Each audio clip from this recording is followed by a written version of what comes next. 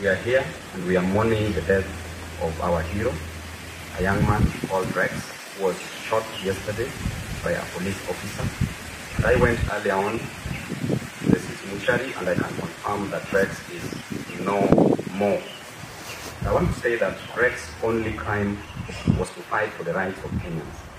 His only crime was to come out and ensure that he fights the draconian finance bill. Rex committed a crime of only ensuring that the price of unga is not increased, the price of other goods, food stuff are not increased. And therefore, may Rex's soul rest in peace. To the Inspector General of Police, we demand that you resign. Koome, we know that you are vicariously liable to the murder with malice forethought of one Rex. And therefore, you must resign, and the DPP must institute a criminal charge of murder against your person. The police officer who murdered Rex, you must surrender yourself before Kenyans catch up with you. Because if they get you on the streets, it will be something different. I want to state clearly to the police officers, your work is to keep law and order. Your work is not to kill Kenyans. We are men than you. Suppose we decide to destroy you, what do you think will happen? Will we have a nation?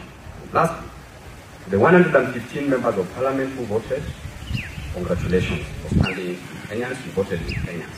The 204 members voted with the oppressors. We know you are political dealers, you are not political leaders. We know you are leaders who have a mission, but not a vision. A mission to destroy the future of this nation. A mission to ensure that the finance bill raises the cost of living in this nation, but not a vision to change the future of this nation for the best. To Zakayo, I want to tell you that you are still on the tree. Mzizi are cutting down the tree. Hiyo mti ndio itakatwa, imekataa kushuka. Patane next week, let there be demonstrations everywhere in the country, in every ward, in every constituency, in every sub-county, in every county, and across the nation. Let us proceed with the struggle. Thank you. Right now there are demolitions going on in Nairobi. The government has moved with a lot of speed to destroy people's property, houses, that people used a lot of resources to construct this property.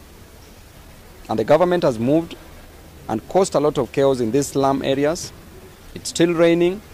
People are spending in the cold. People are spending in the rains. The government does not care. President has run away to the United States of America. He's gone there to have fun because when we see him, he's just greeting people, merrying around, using 200 million to hire a private jet, while that 200 million can be used to resettle these flood victims, further adding insult to an injury by destroying their houses. How inhuman can President Ruto be to move and destroy people's structures, houses, businesses?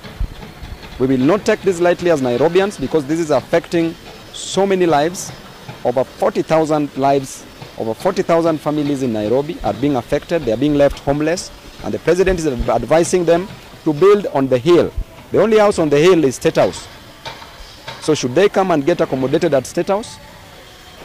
And number two, you constructed the affordable housing, the houses that you've been promoting day in, day out for hustlers. Why can't you give these hustlers these houses? We don't support the demolitions that is taking place across Nairobi, and that is affecting the livelihood of so many families. Children cannot go to school simply because they don't have where they will come back to as a house. So we need to treat Kenyans with a lot of respect, treat Nairobians with a lot of respect. And these demolitions must stop with an immediate effect. Thank you. We are here to mourn the death of Rex, one of our own. A young man who died in the cause of duty. The only crime that Rex committed was to fight for his own rights. The only crime that Rex committed was to fight for the rights of Kenyan citizens, was to ensure that the high cost of living is lowered, was to ensure that the draconian finance bill does not go through. That is the only crime Rex was fighting for, to ensure that the jobless Kenyans get jobs, to ensure that he was fighting for the rights of everybody, including my own rights. That is the greatest crime that Rex committed. That is what made Rex be killed by the rogue police officer. And we are demanding, as members of the public, and we'll pursue this to the end, to ensure that this police officer is arrested, is persecuted, and is jailed for killing Rex. This is a young man who was just in the streets for a good purpose, demonstrations which were very peaceful. For the first time in the history of this nation, there were very peaceful demonstrations. A young man who was only armed with his brain, his body, and a placard, just to fight for the rights. Then the police officer, armed with everything, guns, rungus, horses, vehicles, tear gas, bullets, and the only reward that police officer can give to a young man is to take his life. A young man who was also fighting for the rights of those police officers, because there is no price of hunger that is different to a police officer, that is also different to a member of the public. And therefore, we will demand for his immediate arrest and prosecution, and also we demand that IG Koome takes vicarious liability, is vicariously liable for the death of this young man, because he's the one who gives orders. We also demand that he be prosecuted. We'll also institute a civil suit, civil litigation against him.